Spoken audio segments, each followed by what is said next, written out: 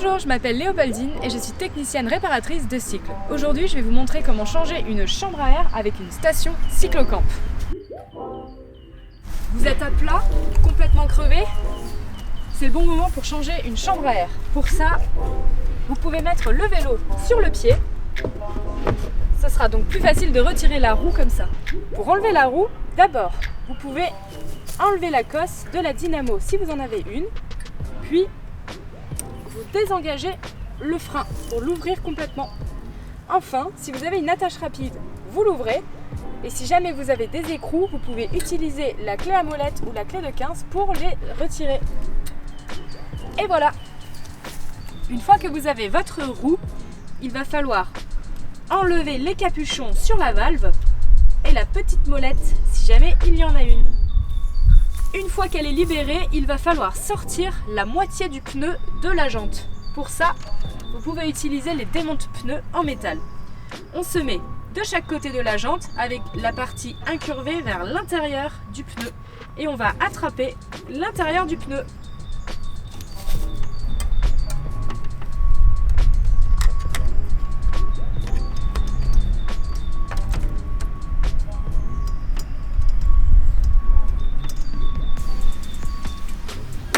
Vous prenez petit à petit, point par point, chaque flanc du pneu pour le passer par-dessus la jante.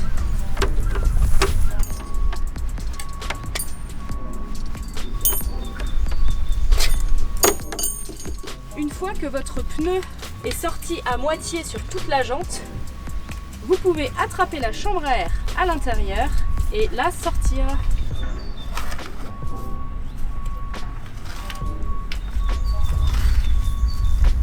Hop, et on termine par la valve. On va plier le pneu pour aller chercher la valve. Dans ce cas-là, vous pouvez soit trouver le trou et pouvoir mettre une rustine dessus, soit changer directement la chambre à air. Autre point important, vérifiez bien l'intérieur du pneu et de la jante pour être sûr qu'il ne reste rien à l'intérieur. Si vous avez laissé une épine, elle crèvera immédiatement la nouvelle chambre à air. Vous pouvez pour cela complètement désengager le pneu et vérifier déjà l'intérieur, le fond de jante. C'est une petite bande qui est à l'intérieur de la jante et qui protège les têtes de rayon de ce côté-là. Vérifiez qu'elle est bien en place, qu'il n'y a pas de trou et qu'elle n'a pas bougé. Puis vérifiez bien votre pneu, qu'il n'y ait pas de pointe à l'intérieur, en faisant bien attention à vos doigts pour ne pas vous mettre un bout de verre s'il y en a un. Une fois que vous avez bien vérifié, vous attrapez la nouvelle chambre à air et vous allez faire les mêmes étapes que pour le démontage, mais en sens inverse. On commence donc par mettre la moitié de la jante dans le pneu. Votre pneu doit ressembler à ça. Ensuite, vous attrapez la chambre à air, vous cherchez le trou de la valve et une fois que vous l'avez trouvé, vous faites glisser la valve à l'intérieur et vous reglissez la chambre à air entre le pneu et la jante. Une fois que c'est fait, ça ressemblera à ça. Maintenant, il va falloir remettre cette deuxième partie du pneu dans la jante. On pince chaque côté avec les mains pour pouvoir faire rentrer les flancs du pneu. Et on fait bien attention à ne pas pincer la chambre à air entre la jante et le pneu. Il faut bien qu'elle soit rentrée à l'intérieur.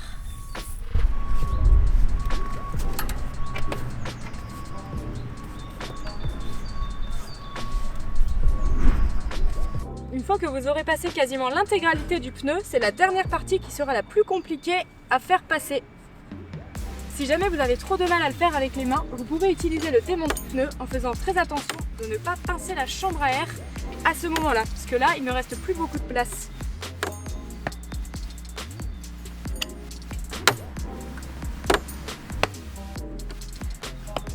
Et voilà, le pneu est remonté.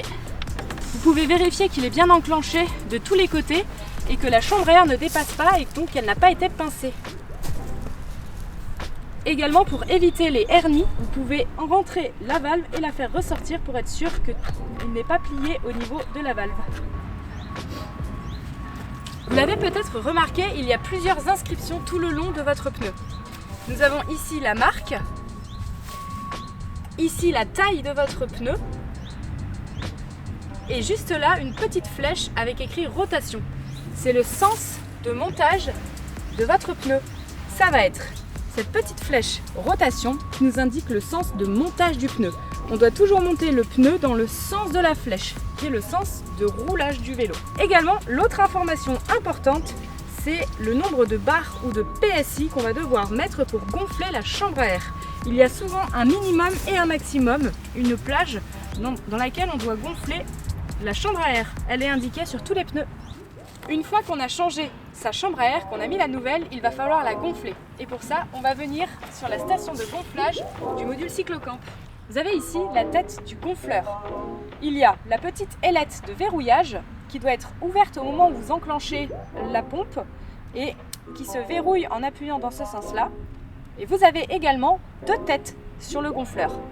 La première tête pour les grosses valves de type Schrader comme celle-ci et la deuxième tête plus fine pour les petites valves de type Presta.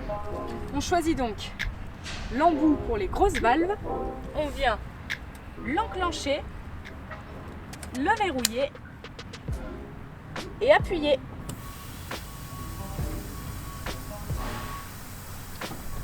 Ici, on va mettre 4 barres. Et voilà, c'est tout bon. On n'oublie pas de remettre le petit capuchon et la molette. Dernière étape, on va remonter la roue dans le bon sens sur le vélo. On remet la dynamo, on réenclenche le système d'attache rapide, on serre bien l'attache rapide de la roue et enfin on vient réengager le câble de frein. Et voilà, c'est terminé.